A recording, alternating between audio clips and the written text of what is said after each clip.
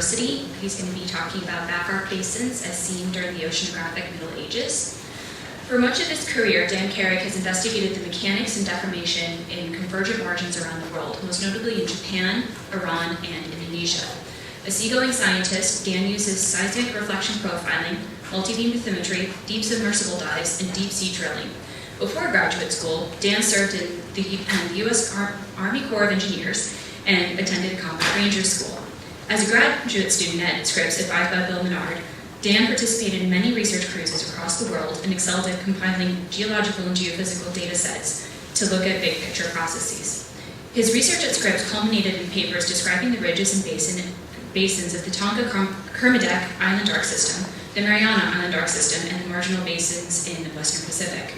While a professor at Cornell, Dan has continued to study convergent margins over the years, but in the past few years, his interests have also brought into related fields such as sedimentology and climate. So without further ado, Dan Karig.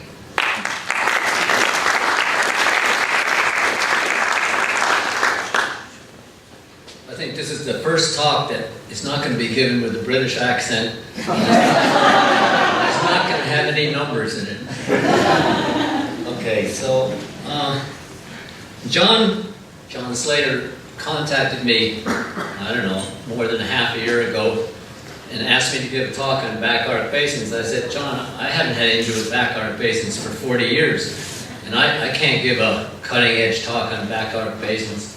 He said, no, that's not what the students want. They want to sort of know what happened then.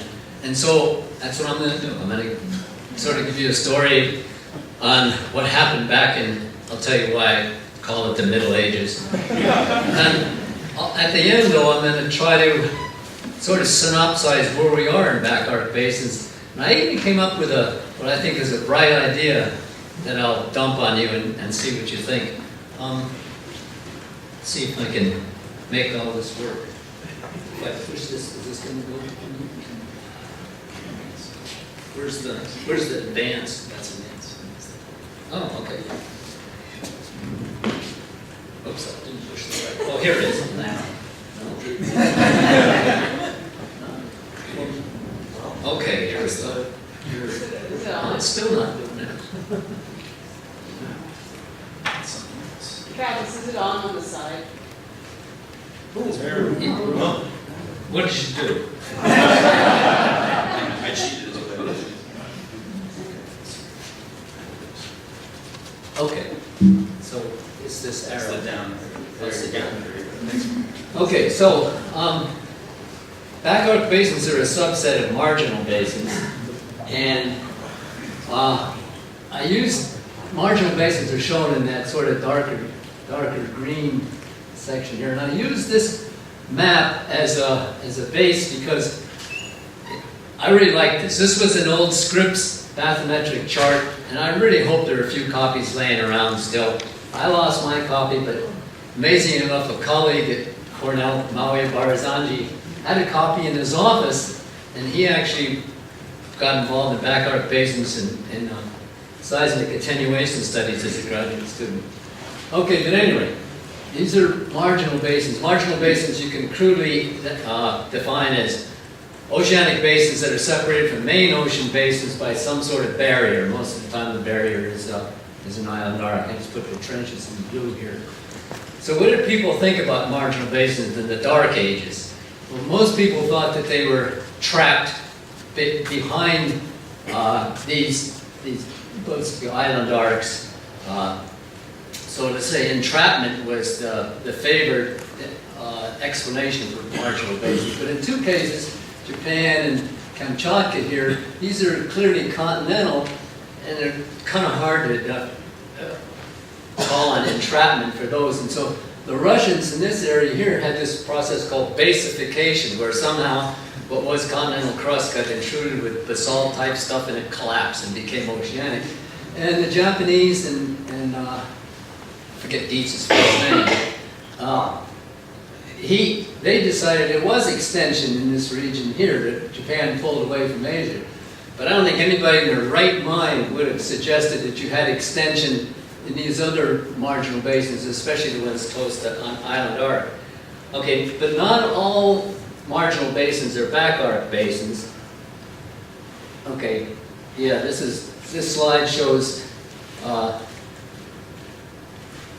let's push the right, still haven't pushed the right button here. Where's the, oh, here we go, there. Okay, for instance, the Tasman Sea and some of these basins in here are either typical seafloor spreading or rift basins associated with that sunken continent of Zealandia. But most of the rest of them are results of back arc spreading. But, I'm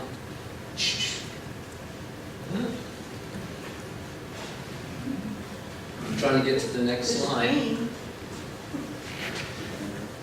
Yeah, down.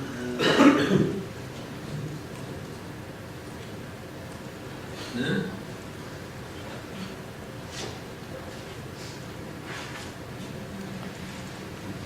There we go. Yeah. I don't know what it. Well, let's see what happens. Okay, we'll go back. Okay, so only the basins, the back arc basins that are adjacent to the island arcs are actively spreading now. And the ones that are most studied are the Lau Harbor Trough here and the Mariana Trough here. But there are other ones. For instance, there's incipient spreading in the Bonines and in the New Hebrides Trench here. And there's probably behind the Okinawa. Okay. Most of our data come from the Lau Harbor Trough and the West Mariana Trough. So, how did we get into this? Well, it started in the Nova expedition that Scripps ran in 1967. And the Nova expedition was probably one of the largest that Scripps had run. It was a two-ship operation, the Argo and the Horizon. Bill Menard was the coordinator, and it was to study this Melanesian region in here. Okay, so I came as a graduate student in 1965, and I was one of Bill's graduate students with a research assistantship. And it takes a lot of time to prepare for one of these cruises. And preparation included a lot of things, but one of the biggest aspects of preparation was collecting all the bathymetric data and producing the best bathymetric background that could be used for the cruise. Okay. So I stole this from Bill's book, Anatomy of an Expedition, this figure here. And the illustration shows what the bathymetry was like before Nova. And this is the southern end of the New Hebrides Trench in the Hunter Matthew Fracture Zone. And this is what the bathymetry was after Nova. Okay, well, Nova only put a very few tracks in here. Most of the change between this guy and this guy was a result of collecting all the data, bathymetric data that was available at that time, and trying to make some sense out of it. And there's a big story behind that, because the data weren't all that good. And I threw another figure in here. This is the same area done by the French just a few years ago using swath bathymetry. And you can see, how much more detail it was in that than even in the Nova thing. So that's why I call it sort of the Middle Ages. Another thing is that this may give you the rough outline of sort of the topographic and bathymetric features, but it really doesn't tell you much at all about what sort of detailed topography or sediment behavior, thickness of sediment there is in this area.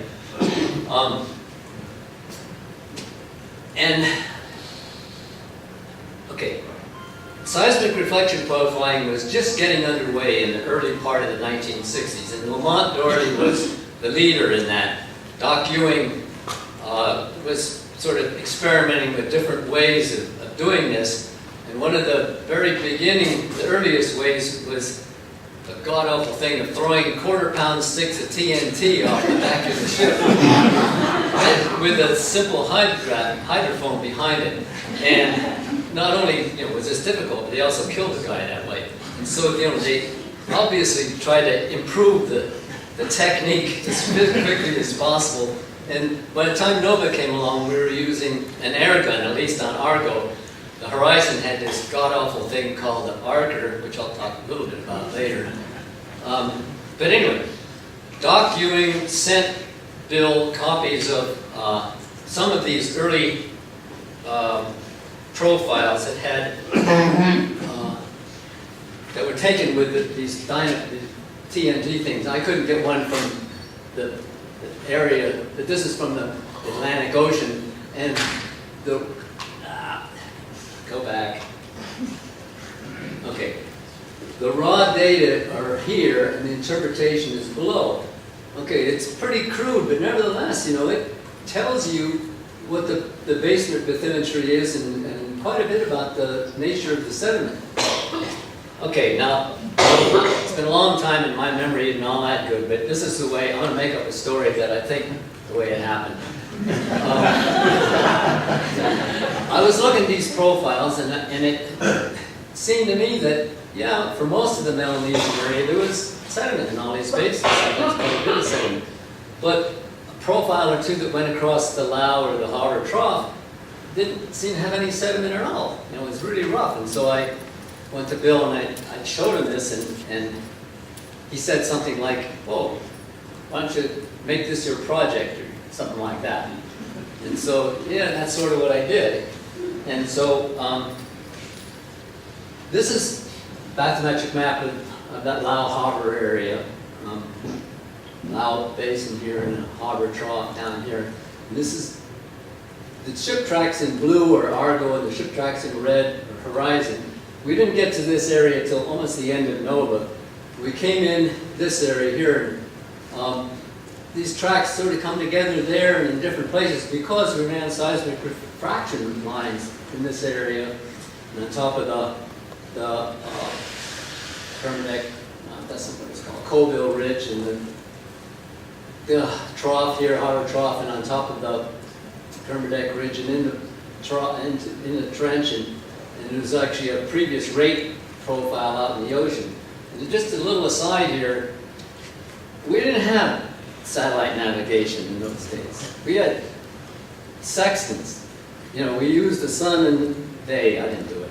The sun and stars. Okay, well, this is really a cloudy area down here, and you get lost, especially when you're doing surveys. And Bill's book sort of tells a horror story about one, I guess it was this profile here in Kermadec Trench, but anyway, you don't know how lucky you are having satellite navigation.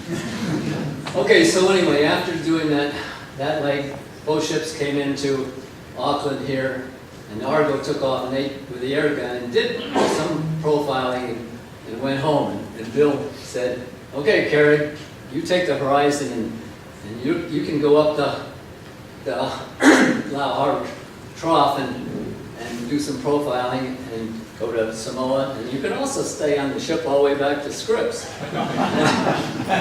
and I did, and I have the dubious honor of being the last chief scientist that the Horizon ever had, because it went to the scrapyard. The Horizon was a good ship. So anyway, we did some profiling. We had this thing called the Archer, which is a huge capacitor that blasted off this spark in the water that created a gas, a steam bubble, and you had to slow the ship down to do it, so I'm sure we didn't do too much profiling. And secondly, it really bothered me because once or twice that thing went off on deck, and a huge blue spark to the rail, and Harold Samuli, who was the technician, said, "Oh, don't worry about it, the ship's well grounded." Thanks. What did we get out of that first go? And actually, when I reviewed stuff for this talk, I was really sort of amazed that we came up with a picture that was not that far off. What we still believe that, I mean, there was rough topography, no sediment, and there were scarps, and it didn't really show here. I mean, I didn't realize this is a volcanic clastic apron, this is another volcanic clastic apron, and even the forearc was done pretty well, but it's kind of strange.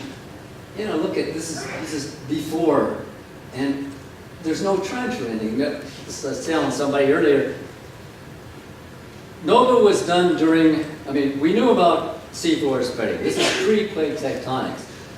But you don't absorb everything right away. We still were imbued with some of the old ideas like tectogenes and geosynclines and sedimentary cycles and all that kind of stuff. And so we were sort of, me anyway, cycling these subduction pulses. And we got rid of that pretty soon. But okay, and also this is a result of the refraction, and it produced a crust that was roughly oceanic, maybe not quite, because, well, there are problems with it.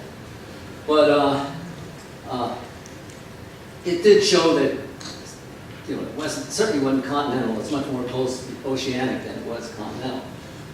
Okay, so I come back to scripts and two things. First of all, it dawned on me that the Philippine Sea was really even a better example where we probably should find this back arc spreading than the Lau Harbor Trough. And secondly, that not more than about 6 months later, Argo was going to take off for another big cruise. This is Circe, which was going around the world, but most of Circe's activity was going to be in the Indian Ocean. But to get to the Indian Ocean, you have to go across the Pacific.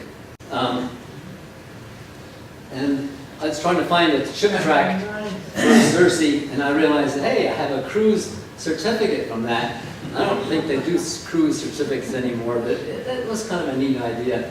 And there's the Argo, good old ship Argo. And so to get to the Indian Ocean, you have to go through the whole Pacific, and there's where most of Bob Fisher was the coordinator for this cruise. And so I thought to myself, well, I'd certainly like to have something to do with that cruise so I could get to the Philippine Sea area. Now, Bob may have quite a different recollection of how things happened, but this is the way I went to good Dr. Fisher and I asked, you know, if somehow I could get involved with this, and he said, well, Carl Hubbs, the ichthyologist, was going to take the ship and do some big water trawling in there. So I thought, uh-oh. But I went to see Dr. Hubbs, and he said, well, no, really, I'm not that interested in it. So long and short of it, one way or the other, I got to take the Argo from Hawaii here all the way across the Pacific into Singapore. There's just 3 graduate students, Jean Francheteau and John Edmond and me, technicians. I think we actually did a mid-water trawl or two for Hubbs. So there's the, sort of a general map of the eastern part of the Philippine Sea. And the Circe track is this dashed line. It came through here and out this direction. And we must have had air gun at this time we'd used for part of the time, but there was a little extra time built in that we could actually do something for this Mariana Trough here. And we got time for 3 dredges, one over on this side and 2 here on the back arc basin, or the third arc. And dredges are kind of like baseball batting averages. You get 1 out of 3 that's worth the damn, you're doing well. And we didn't, this one here wasn't very good, and number 9 wasn't that good, but number 10 was really great. We got pumiceous dacite and some shallow water 4M sands with rounded pebbles. But this is in the top of this ridge is a depth of 2,000 meters. So number 1, it showed us that there'd been subsidence on the order of 2,000 meters. And the date on that stuff was early Pliocene. And also, either at this time or later, we realized that as spreading began behind these basins, that the earliest aspect was sort of a rifting type phase that produced these silicic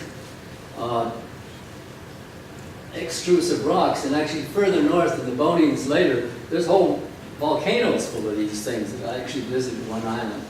So anyway, that was a really neat thread. Okay, so forget about Circe, that's done. But then about a year later, we had scan crews come up. And I think George Shore was the coordinator for this. and it did a whole bunch of things. I don't know, in the Pacific, but one leg was basically to do surveys in advance for deep sea drilling leg 6, and these red dots show where leg 6 was, some of the sites where leg 6 were. And it happened that Scan got there literally days or maybe a week before the deep sea drilling process got there. So we had to transfer all our information to the Glomar Challenger via radio and facsimile. Get a little more to that later. But anyway, Scan was, to me, a fantastic leg. And I don't know, I got to be chief scientist. I was still a graduate student, so I don't know who paid for it. I think most of it was through the deep sea drilling project. It went from Tokyo up here all the way to Guam, and we had everything. We had, piston coring and dredging and seismic profiling. We had heat flow probes and even deep sea cameras, and it was full of graduate students. The senior person on that leg was Jim Engel from Stanford, who was a paleontologist. But I know, we came down the Bonines and actually realized at this stage that this was an incipiently spreading back arc basin. We did this survey here for the deep sea drilling leg, or site 53, and came across and did what we called a detailed survey in those days at 18 North, and then did some more surveys in the Fork and went into Guam. Okay, this is a little bit of human interest stuff here. Graduate students are great, hard workers and all that kind of stuff, but you need help. And we had marine techs that knew what they were doing. I think one of the best marine techs that we had, and I see John smiling, was Big George Hohenhaus. And George was big. I think he had a background in Navy UDT, underwater demolition or something like that. And George was a character. He was loud and boisterous, barked, but he didn't bite. But there's a picture of George. And that's Sudi Einson, a graduate student from Kansas, and she wasn't really intimidated. Here's another picture, us doing a piston core, and we called Jim Engel Mr. Clean, so you know which one. The rest of this had a little different sartorial than OSHA wasn't around then, so we didn't have hard hats, and we didn't have life jackets, and we didn't have shoes. That's because flip-flops were very dangerous on a wet deck. And where is it? It should come back. That's me there. Okay. So what do we find in that leg? Well, first of all, we really just showed the details of what these back arc spreading basins was like. There's scarps on both sides. This is a volcanic chain behind it. The scarp was buried in there. It doesn't show very well here, but this is a volcanic elastic apron that came from it. There's a beautiful scarp on the third arc. And then we had this, we call the axial high. This is almost certainly where the spreading occurred because we dredged a number of times there. We got basalt that didn't have any mud or manganese or anything like that. And we did some work on the basalt. I'm not going to say any more about basalt because I don't know anything about basalt. And secondly, you got Jim Engel here, who is Mr. Back Arc Basalt himself. And so you can ask him about anything like that. Here is the result of that so-called detailed survey. You could correlate from one line to the other pretty well, and so it showed that we had these linear ridges and probably a transform fault of some sort here. But okay, it pretty well showed that we were having seafloor or crustal spreading in the middle, basically in the middle symmetrically in the middle of the back arc basin. And here is a profile across most of the Philippines. See, based on Some of it was Circe and some of it was on scan.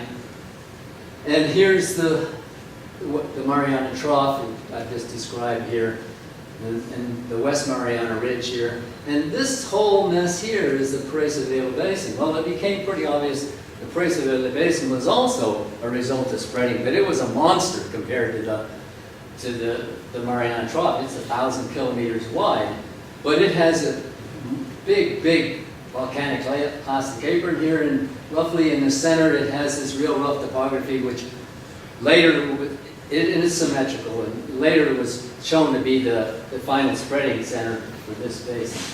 And deep sea drilling sites 53 and 54 were here, and the co-chief scientists on that lake were Al Fisher and Bruce Heason. And Bruce Heason was the more dominant and louder of the two. And he still was pretty hesitant to accept this back arc basin spreading. He was determined to find the oldest crust in the oceanic crust in the world. He was convinced he was going to get Paleozoic crust back here.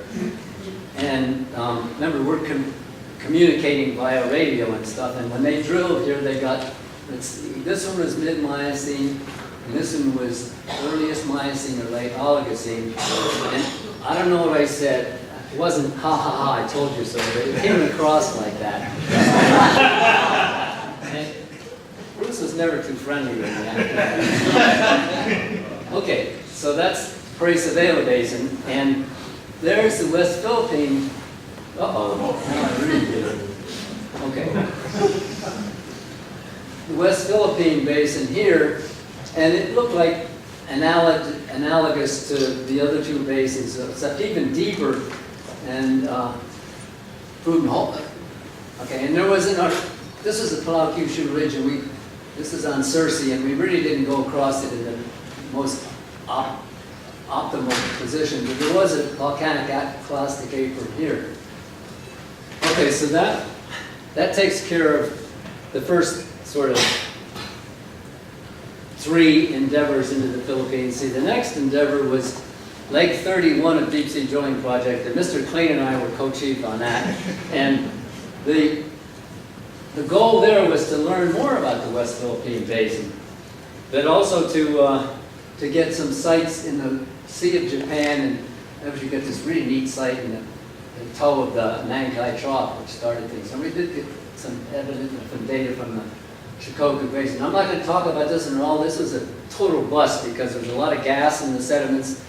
The cores expanded like crazy. The ethane-methane ratios went up, and they made us quit. So there was really no results in that. But okay, back up a tiny bit. There was still a big argument about whether this was a real back arc basin. Saya Ueda and I'll show you coming up, Ben Abraham said that no, this was really trapped late Cretaceous or Cretaceous crust that was that was trapped basically. But all these holes here were Eocene in age, and so we said like that.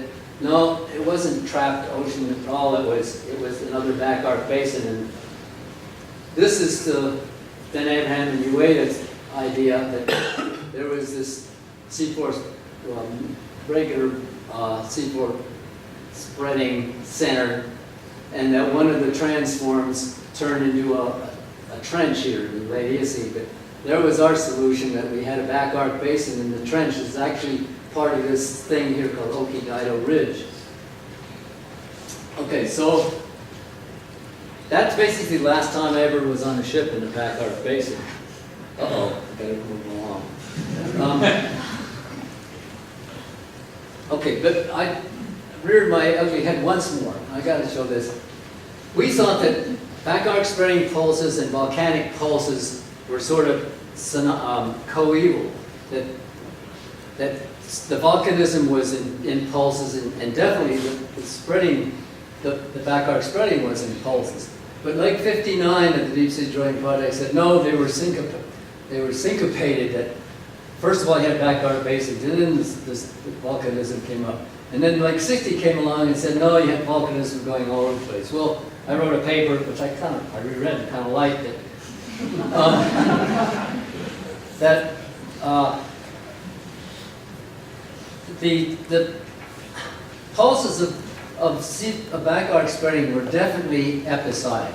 That's these red lines here. There were like 10 million years between pulses of back arc spreading. And that volcanism was sort of coeval with back arc spreading. And so I'm going to jump ahead since I see somebody behind me. This is just an example of a real recent survey in the West Philippine Basin that has all the bells and whistles. But and here is a bunch of ideas on how back arc basin might open. There's this diaperic idea here that we initially had and have to sort of modify that significantly. Maybe it's not magma that came up, but that aqueous fluids that it softened the area and caused the seismic attenuation that Maui saw. And this one here you can sort of throw away, except that Tanya and Peter proposed this rollback idea where the trench was actually pulling backwards, gravitationally sinking. But actually in the Philippine Sea, the Mariana Trench is moving towards Asia because you have a second set of trenches, and actually this whole area is sort of in extension or tension. Or it could be passive, and I think there's quite a bit going for that. We'll talk about that in just a second. And secondary convection, people have said, yeah, that's there too, but it's compatible with the passive. Okay, so what I've done is try to have a flow sheet of what we know about back arc basins. Okay, for certain, back arc extension is episodic. I mean, there's no doubt about that whatsoever.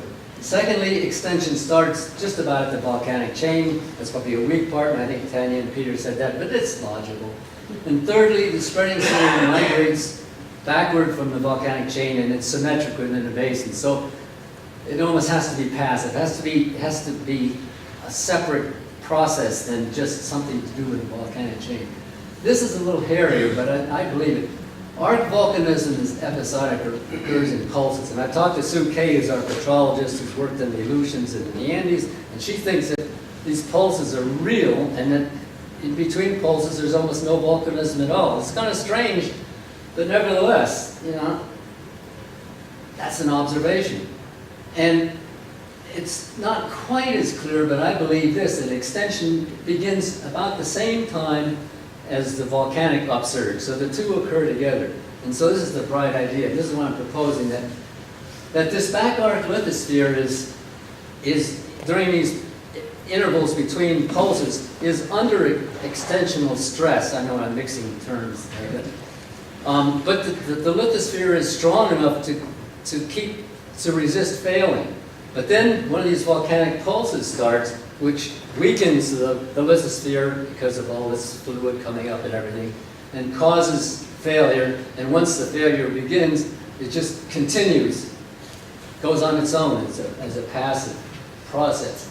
But in this, I've ignored how to explain that tension. Maybe it's not the same thing behind all arcs, but you hate to ask for a special circumstance each time. And secondly, what causes extension to stop? Okay, so what I'm trying to conclude, I'm saying that there's still quite a bit to learn about back arc spreading. It's definitely not solved yet. It's not going to be me. I quit.